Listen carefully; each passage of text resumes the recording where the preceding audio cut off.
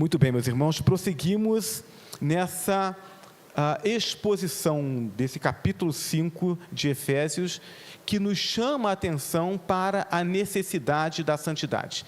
Como já disse na reflexão da semana passada, essa parte da carta aos Efésios, ela fala sobre um novo padrão de comportamento que Deus exige daqueles que foram alcançados em Cristo Jesus para uma nova vida e que foram inseridos na família de Deus, que é a igreja.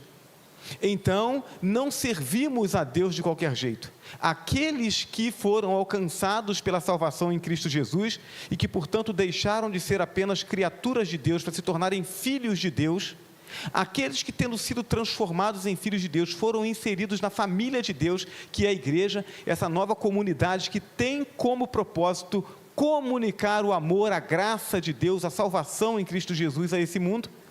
Essas pessoas precisam viver segundo o padrão estabelecido por Deus. Então a gente não serve a Deus do nosso jeito, a gente não serve a Deus de qualquer jeito, a gente serve a Deus do jeito que Deus determinou.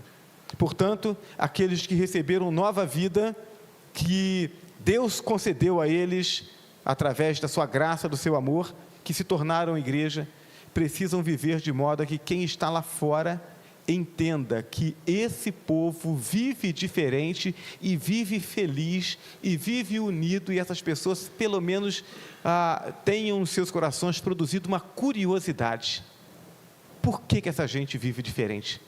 Por que em um mundo com tantas dificuldades, com tantas lutas, essas pessoas vivem cuidando umas das outras, vivem alegres, vivem confiantes? E essa curiosidade os conduza à comunhão com o Senhor Jesus Cristo e à salvação.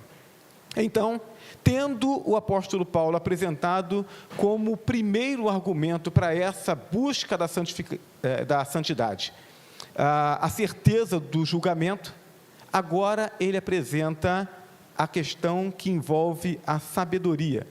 O argumento é que a sabedoria é um atributo, ou seja, ela faz parte da natureza daquele que é salvo. A palavra de Paulo aqui, inspirada pelo Espírito Santo, nos faz compreender que todo crente tem sabedoria. Ele pode ter mais ou menos sabedoria, mas com toda certeza ele é mais sábio do que era antes de crer em Jesus Cristo. E em Deus ele pode buscar cada vez mais sabedoria. Portanto, o crente que é disciplinado nas disciplinas espirituais, que ele busca a comunhão com Deus, ele naturalmente cresce em sabedoria. É essa a argumentação de Paulo. É esse o entendimento que na comunhão com o Espírito Santo, Paulo entende e traz então para nós. E que essa sabedoria torna evidente a necessidade de santificação. Percebem? A Bíblia está nos dizendo que quando alguém crê em Jesus Cristo como Senhor e Salvador e o Espírito Santo passa a habitar nele, a sabedoria de Deus passa a habitar nessa pessoa. E na medida em que ela cresce nessa sabedoria, ela também entende que a vida cristã implica em santificação. Quem é crente, verdadeiramente crente, não evangélico, não membro de igreja, mas verdadeiramente crente, ele tem sabedoria. E essa sabedoria faz com que ele fique incomodado se ele não estiver crescendo espiritualmente, se ele não estiver vencendo as suas tentações, se ele não estiver melhor a cada dia, mais próximo de Deus a cada dia. A sabedoria leva à santificação. Então, a conclusão é: se não há uma busca pela santificação, significa que não há sabedoria. E se não há sabedoria, então não houve salvação. É esse o argumento de Paulo. Ele diz: nós queremos ir para o céu, nós estamos na igreja, mas de fato estamos indo para o céu? Porque se estamos indo para o céu, é porque fomos transformados por Cristo Jesus. Se fomos transformados, a sabedoria de Deus está em nós. Se a sabedoria de Deus está em nós, naturalmente nós buscamos a santificação. Os 3 versículos que nós acabamos de ler, eles contêm 3 pontos distintos na argumentação de Paulo a respeito dessa sabedoria. O primeiro, verso 15, ele vai apresentar as pressuposições sobre a sabedoria. E ele diz assim: portanto, vede diligentemente, ou em outra versão, prudentemente, como andais, não como nécios ou como tolos, mas como sábios. Paulo inicia, portanto, a sua argumentação, tratando a sabedoria como um diferencial da vida cristã. Esse conceito caminha na contramão dos ensinos, por exemplo, dos gnósticos. Então, o gnosticismo, ele foi uma das crenças que fez com que a igreja do primeiro século tivesse que lutar muito. Porque o gnosticismo, ele relacionava o crescimento espiritual com o aprofundamento no conhecimento filosófico. Então, quanto mais você estudava, quanto mais conhecimento você tinha, quanto mais capacidade de refletir a respeito das questões filosóficas, eles consideravam que essa pessoa era mais elevada espiritualmente, portanto, estaria mais próxima da salvação. E que aqueles que não conseguiam crescer nesse conhecimento filosófico eram aqueles que não teriam oportunidade de salvação. E esses ensinos, eles permearam a igreja. Pessoas que tinham esse conceito, que se converteram ao cristianismo, acreditavam que a santificação, ela não vinha através de mudança de comportamento, de disciplina espiritual, mas apenas de estudo. Então, Paulo vai chamar a atenção para isso. Enquanto os gnósticos consideravam o caminho da salvação trilhado através da busca do conhecimento, Paulo vai dizer que o caminho da salvação, ele implica em sabedoria para a santificação da vida. E qual a diferença entre conhecimento e sabedoria? Eu não sei se os irmãos já ouviram, né, mas de um modo geral, quem trata sobre crescimento, não só crescimento espiritual, mas crescimento pessoal, ela vai dizer que o crescimento, ele tem 3 pilares. A inteligência, porque se eu não tenho inteligência, eu não consigo aprender, e se eu não consigo aprender, eu não consigo crescer. Uma vez tendo inteligência, o segundo pilar é o conhecimento. O conhecimento é adquirido através da inteligência e da disciplina em utilizar essa inteligência, mas se eu tiver só inteligência e conhecimento, isso pouco vai produzir para mim, né? Eu já tive a oportunidade de conviver com pessoas que tinham muita inteligência, uma facilidade muito grande de aprender naquela área em que ele trabalhava, e que por causa disso tinha muito conhecimento, então naquilo em que ele se propunha a fazer, ele conseguia produzir bons resultados, mas a vida era assim uma bagunça. Por quê? Porque tem inteligência, tem conhecimento, mas não tem sabedoria. Para que eu consiga crescer, eu preciso ter esses 3 pilares. Então, Paulo está partindo do pressuposto de que os seus ouvintes têm inteligência, eles conseguiram aprender, tanto é que eles conseguiram ouvir o Evangelho e entender a ponto de abraçar o Evangelho. Mas ele vai falar que, além disso, é necessário conhecimento e sabedoria. E então, qual a diferença entre conhecimento e sabedoria? A sabedoria é a capacidade de usar bem o conhecimento que se tem. Se eu tenho muito conhecimento e não tenho sabedoria, então eu não consigo usar bem o conhecimento que eu tenho. 2 são então as pressuposições de Paulo. Primeira, que os crentes são sábios. O Espírito Santo habita em nós. Nós temos a mente de Cristo, é isso que Paulo diz quando escreve aos Coríntios. Certamente o fundamento de Paulo está nessa afirmação que ele mesmo fez em Efésios capítulo 1, verso 17. Ele diz assim: para que o Deus do nosso Senhor Jesus Cristo, o Pai da glória, vos dê o espírito de sabedoria e de revelação no pleno conhecimento dele. Então, aquele que tem esse Espírito Santo, tem o espírito de sabedoria, que conduz o crente ao conhecimento de Deus. Tiago também falou a respeito disso. Tiago 1, verso 5. Ora, se algum de vós tem falta de sabedoria, ou seja, se eu como um crente em Jesus Cristo, eu entendo que ainda não tenho sabedoria suficiente para lidar com as coisas que vêm nas minhas mãos, ele diz, peça a Deus, que a todos dá liberalmente e não censura, e ser-lhe-á dado. O contexto em que Tiago fala esse texto, é o contexto em que ele está tratando sobre as lutas e as dificuldades dos crentes.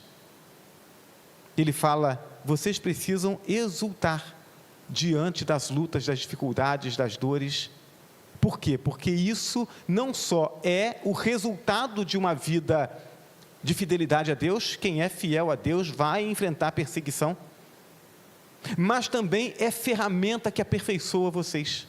Aquele que lida bem, que busca em Deus, no momento em que ele está em aflição, em que ele está em luta, sofrendo alguma perseguição, ou sofrendo algum problema que é natural de uma vida de pecado, de uma vida num mundo de pecado, de um mundo corrompido, e a gente adoece, a gente tem pessoas que a gente ama que adoecem, isso traz dor para a gente, ou então algum problema social que está me afetando e eu não consigo resolver.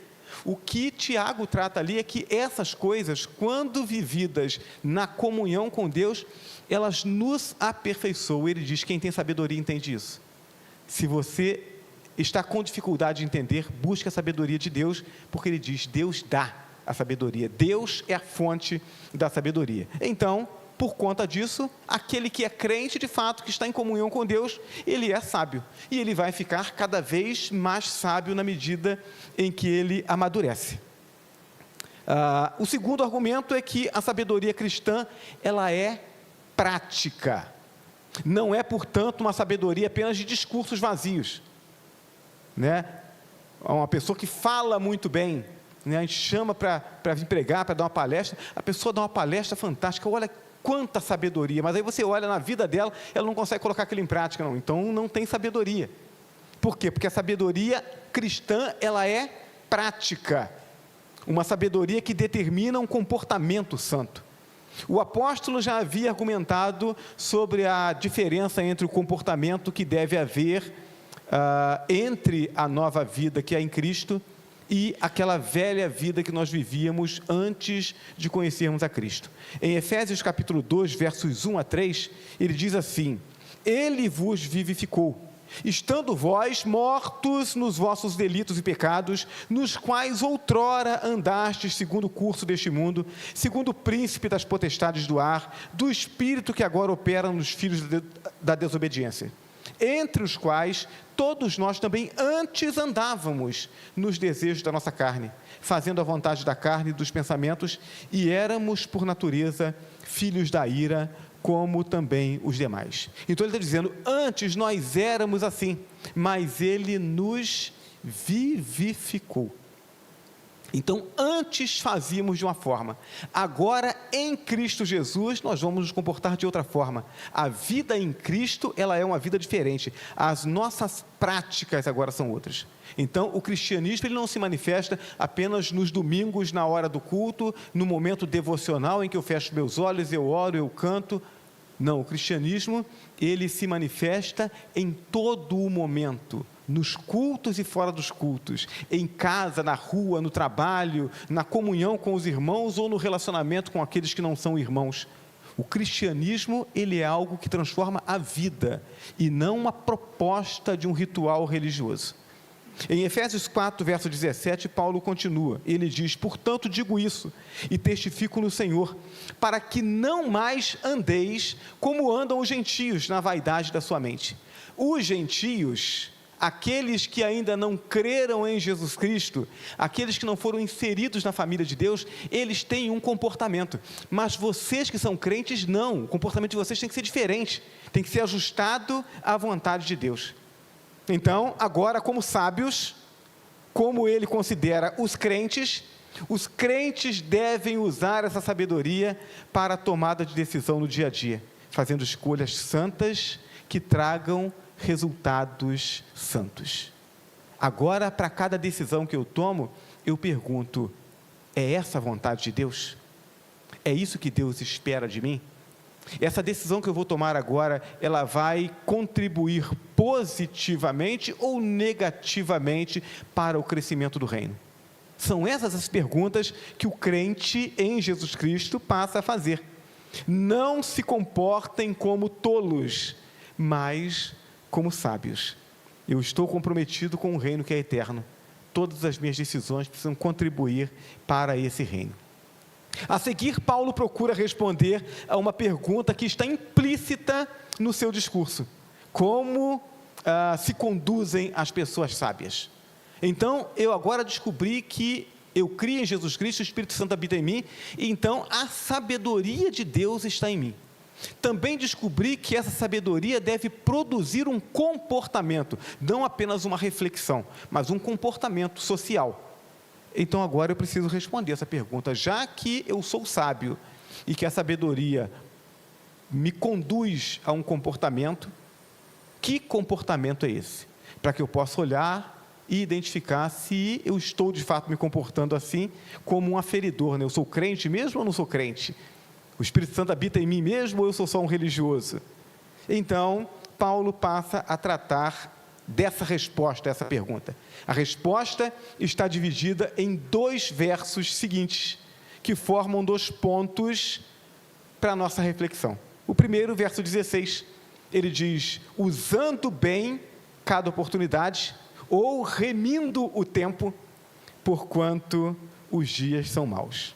A expressão usando bem cada oportunidade, ou na outra versão, né, remindo o tempo, traz consigo a ideia de tirar o maior e o melhor proveito do tempo que nós temos. E tempo aqui não é cronos, não é hora, minuto, segundo. Não é esse tempo a que Paulo se refere. A palavra que traduz tempo aqui é a palavra kairos. Tempo, cronos é o tempo cronológico. Kairos é o tempo de Deus. E aí a Bíblia diz que para Deus 1000 anos são como um dia como 1000 anos. A questão não é contar os dias, as horas, os minutos, mas entender que é o tempo da oportunidade de tomar as melhores decisões e de fazer a vontade de Deus. Aquele que é sábio, sabe que o tempo se abrevia e as oportunidades passam. Então, procura fazer o melhor uso do seu tempo, buscando para si aquilo que é excelente e eterno.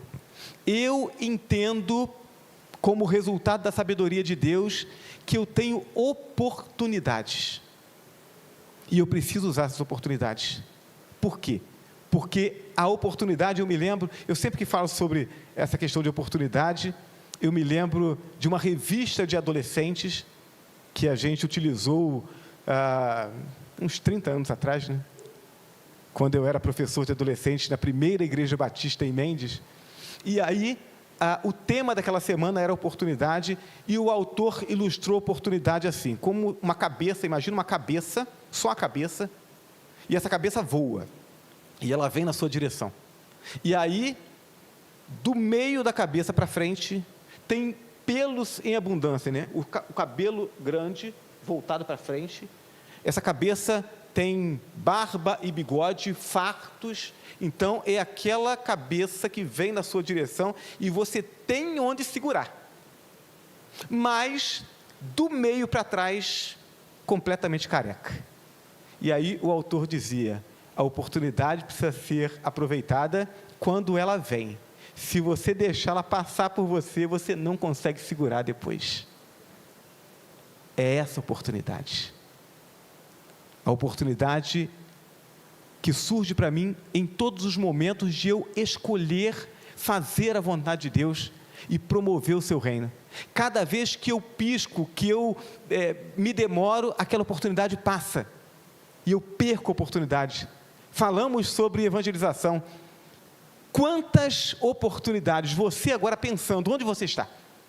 Quantas oportunidades de testemunhar do amor de Jesus você teve essa semana? E você não o fez. Não o fez porque achou que não era o melhor momento, porque achou que não era o melhor lugar, porque não levou um folheto no bolso, porque... E E aí tem tantos porquês. E você não aproveitou. Poderia ter aproveitado e a pessoa que recebeu a palavra ter rejeitado. E aí você aproveitou a sua oportunidade e ela não aproveitou a dela. O problema é quando a gente deixa de aproveitar a nossa oportunidade. É sobre isso, esse kairos, o tempo da oportunidade. Eclesiastes 11, verso 9, até o 12, verso 1, diz assim: alegra-te, mancebo, na tua mocidade, e anime-te o teu coração nos dias da tua mocidade, e anda pelos caminhos do teu coração e pela vista dos teus olhos. Sabe, porém, que por todas estas coisas Deus te trará a juízo. Afasta, pois, do teu coração o desgosto, remove da tua carne o mal, porque a mocidade e a aurora da vida são vaidade. Lembra-te também do teu Criador nos dias da tua mocidade, antes que venham os maus dias e cheguem os anos em que dirás: não tenho prazer neles. Sempre que eu falo aos jovens a respeito desse texto, eu digo: olha, o Deus que nos criou, Ele nos deu a capacidade para nos alegrarmos, Ele nos deu a capacidade para sentirmos prazer, Ele nos deu a capacidade de enxergarmos as oportunidades, de desejarmos, de planejarmos. Deus quer que sejamos felizes, Deus quer que alcancemos nossos alvos, Deus quer que nós vivamos novos desafios todos os dias. Ele quer que a gente faça isso, que a gente experimente a alegria de tudo isso. Mas existe uma maneira certa e uma maneira errada de podermos viver e de experimentarmos tudo isso. Por quê? Porque o Deus que nos criou com toda essa capacidade, nos criou livre e nos mostrou o seu propósito. Se eu uso o meu tempo, se eu uso as minhas oportunidades da forma errada, então um dia eu vou ter que prestar contas disso a Deus. Deus nos alcançou, Deus nos transformou, nos salvou, e Ele fez isso para alguma coisa. Ele fez isso para que a gente possa promover o reino dEle aqui, conduzir a palavra da salvação a outras pessoas aqui. No céu a gente não vai poder fazer isso. Ele nos transformou, fez habitar o seu Espírito em nós, para que o mundo que está em trevas, o mundo que está corrompido, reconheça Deus e a bondade de Deus através de nós. Todos os dias nós temos oportunidade para fazermos escolhas que promovam esse propósito de Deus. Fazer a escolha certa é aproveitar bem a oportunidade. O terceiro ponto, e portanto o segundo argumento de Paulo: pessoas sábias discernem a vontade de Deus. Verso 17: por isso não sejais insensatos, mas entendei qual seja a vontade do Senhor. Meus irmãos, nós temos a capacidade, por causa da presença do Espírito Santo em nós, de entendermos a vontade de Deus. Paulo, escrevendo aos Coríntios, ele vai dizer que as coisas de Deus não podem ser entendidas pelo homem natural. O homem natural, ele não compreende as coisas espirituais, elas só podem ser discernidas espiritualmente, mas aquele que creu em Jesus Cristo, ele entende, ele discerne todas as coisas, ele consegue entender o propósito de Deus. Por quê? Porque nós temos a mente de Cristo, então nós podemos entender, discernir qual é a vontade de Deus. O sábio tem consciência de que a vontade própria é insensatez, pois o coração do homem é enganoso. Eu tenho muitas vontades, eu tenho muitos desejos, mas o meu coração é enganoso. Jeremias capítulo 17, verso 9, o profeta diz: enganoso é o coração, mais do que todas as coisas, e perverso, quem o poderá conhecer? Então, os meus desejos, as minhas vontades, os meus projetos, eles não são bons. Bom é o projeto de Deus. Por isso é importante conhecer e fazer a vontade de Deus. O próprio Jesus, em sua oração no Getsêmani, manifestou essa verdade. E a gente precisa olhar para esse texto e entender a profundidade desse texto. Em Lucas 22, verso 42, Jesus está ali no jardim do Getsêmani, instantes antes de ser traído, de ser preso, julgado, condenado e morto na cruz, e ele faz essa oração: Pai, se queres, afasta de mim este cálice. Humanamente falando, ele diz: eu não quero, sofrer essa dor. Eu não quero enfrentar tudo isso. Mas não se faça a minha vontade, mas a tua. Eu sei que a tua vontade é melhor do que a minha. Se não há outro jeito, então que assim seja. Em boa parte das vezes em que temos que tomar decisões, a nossa vontade está na contramão da vontade de Deus. Precisamos priorizar a vontade de Deus, entendendo que ela é melhor no presente e será melhor no futuro. Nada é mais importante do que conhecer e fazer a vontade de Deus. Cabe aqui uma observação, quanto à vontade geral e à vontade particular de Deus, e essa observação é importante que a gente traga antes de concluirmos essa palavra. Quando nós falamos sobre a vontade geral de Deus, nós dizemos respeito ao reino como um todo, o seu propósito para a sua igreja e para todo o universo. Então, eu não preciso me esforçar, buscar sabedoria, refletir para entender que Deus quer que eu evangelize, que Deus quer que eu cuide dos meus irmãos, que Deus quer que eu invista na vida dos meus irmãos, que Deus quer que estejamos juntos, que Deus quer que estejamos sempre nos reunindo sistematicamente para adorá-lo e saindo contar para as pessoas a respeito daquilo que eu tenho vivido com Ele. Por quê? Porque isso está claro, isso é a vontade geral de Deus, é o plano de Deus para a sua igreja e para o universo. Eu não preciso refletir muito para entender que Deus quer que eu dê a minha contribuição de alguma forma para que o Evangelho alcance até os confins da terra, porque Ele confiou essa vontade, esse plano, esse projeto à igreja, e eu sou parte da igreja.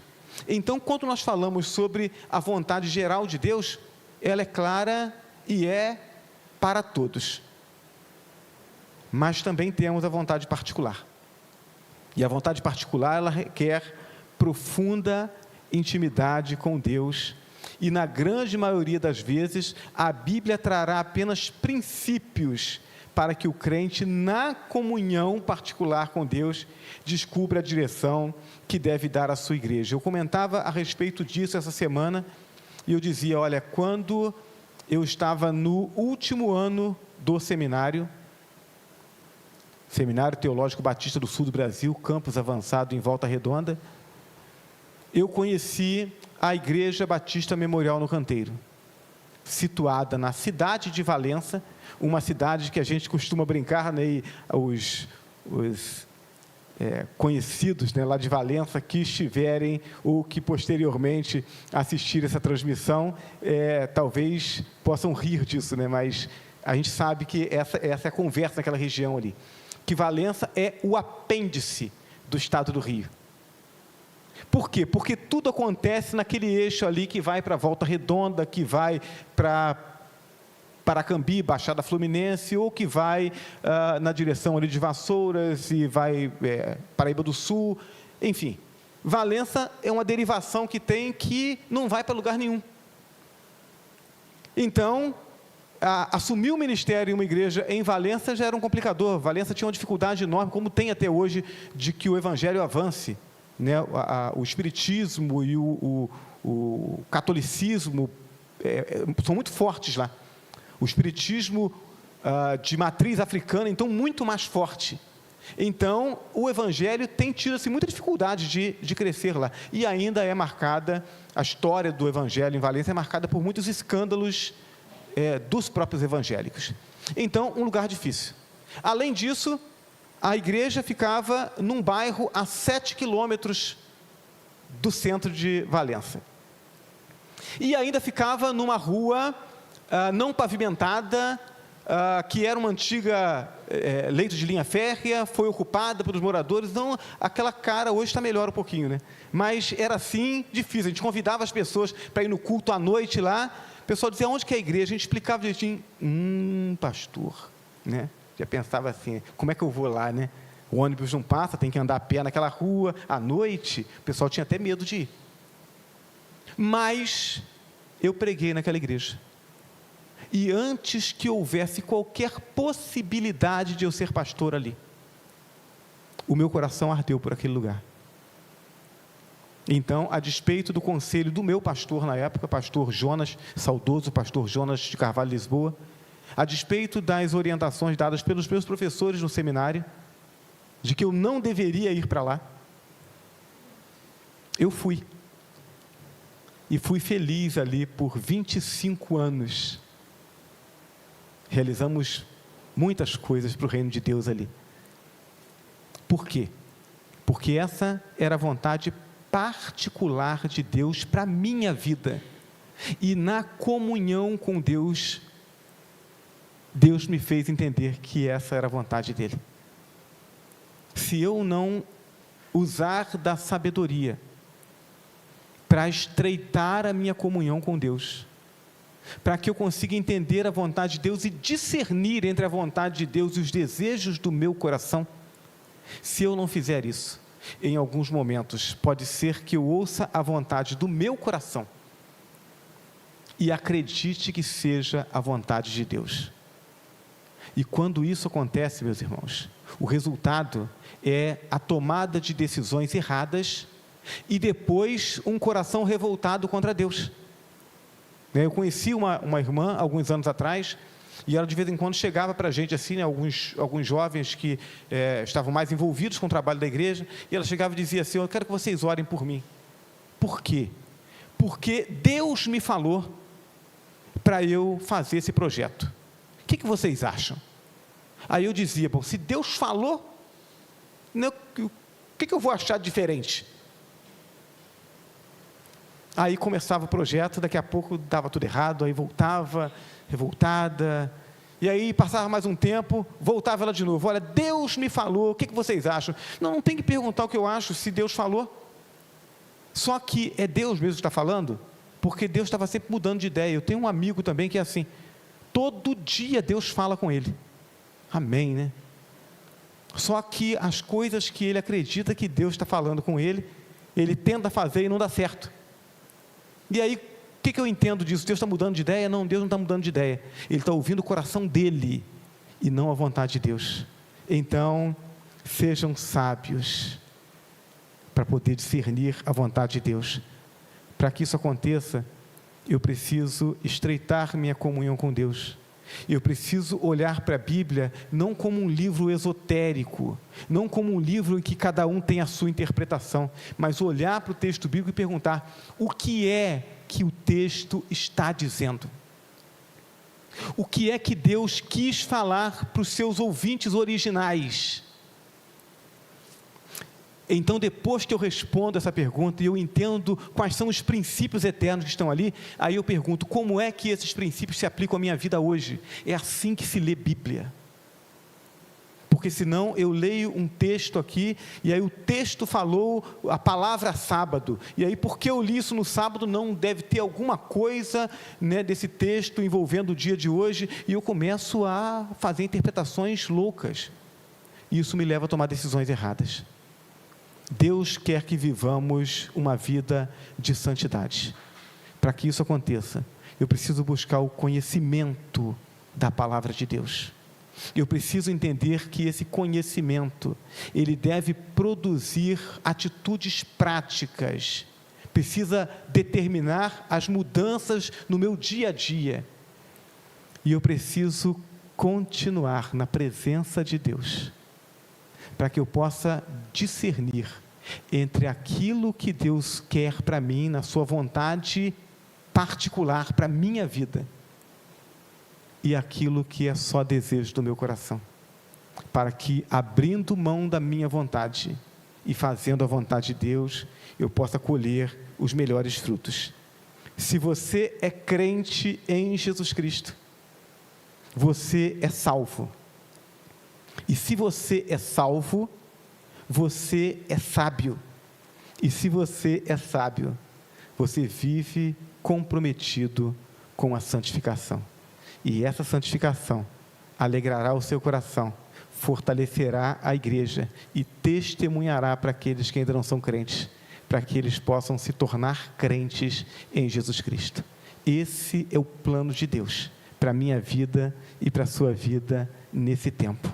Essa é a nossa oportunidade de aproveitarmos a comunhão com a igreja, o conhecimento de Deus, a Bíblia em nossas mãos, crescermos em sabedoria e em santidade e assim glorificarmos a Deus. Que o Senhor nos conduza nessa caminhada para a glória dEle.